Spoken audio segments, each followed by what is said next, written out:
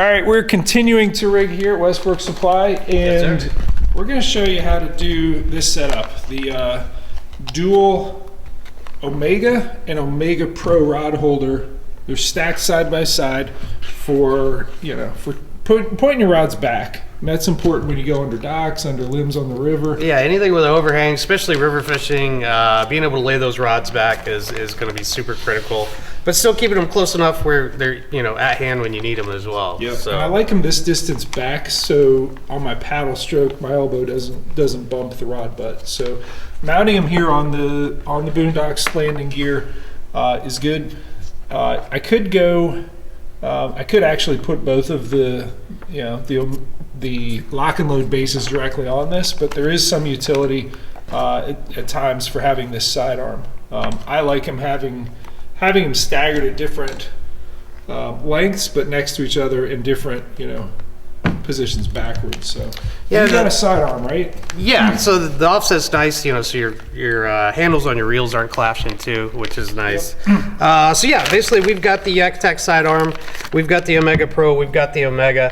This stuff is great. It works like grown-up Legos. So we are going to start by removing this little thumb screw here. And yeah, there's a plate, and it says right on there. There's 2 plates, I believe. 2 plates, yeah. You got one for top loading and one for standard. This one's standard. I don't know. What is this? Standard or top loading? This is going to be standard back That's here. Standard. That's going to be this? standard. The forward tracks are going to be top loading, Yep. but everything from the seat back is pretty much going to be considered standard. So we'll use this one. Yep. We will not use this one. We'll put this aside. We may repurpose the top loading one later. So what'd you do? So I just put it in, just make sure these little inserts here are facing down, so those are going to go into the track. Basically what that's going to do is help lock it in and keep it from spinning on you when you tighten it down. And then we're going to install our T-bolt, and we're just going to slide that right in there. You're upside down. Like so. Oh, you know what? There we go. All right, that's what I was looking for. Okay, yeah, don't be like me. See, they've got this nice molded in piece there that locks in. Just like so. And then we are going to take our lock and load base here. And if you unscrew this, you can take out the T-bolt that comes with it. So we're not going to need it for this side. Spare Hold on. stainless steel hardware This is stuff's the best. And then again, so they've got everything built so it just goes right together, right on top. And then we're just going to hand tight. Lock that in like so. And that's going to give us our first mounting location. So on the inside we're going to be using the Pro, and the only difference between the Pro and the standard is just this little extension arm right here. And the great thing about this, like I said, like Legos, you can buy these, and if down the road you want to turn it into these, you can buy the extension separately and add it on later on to give you a little bit more versatility. And that's going to lock in just like so.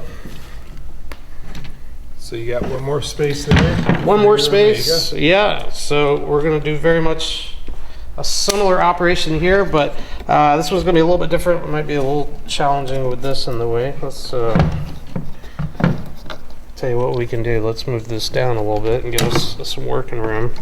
So again, one of the great things about this, how easy it is to readjust on the fly, no tools needed. So we're going to loosen up that T-bolt by just unscrewing this here. We're going to slide that on there. I'm going to make this look difficult, but it's not. We unscrew it enough, give us enough space. And again, those little fins right there are going to lock in there. Hand tight.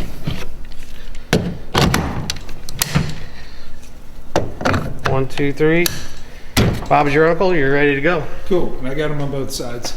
Let's grab some rods over there. We got them piled up in the corner, and we're gonna just check our angles on these. So I like to look at it top down and check my angles.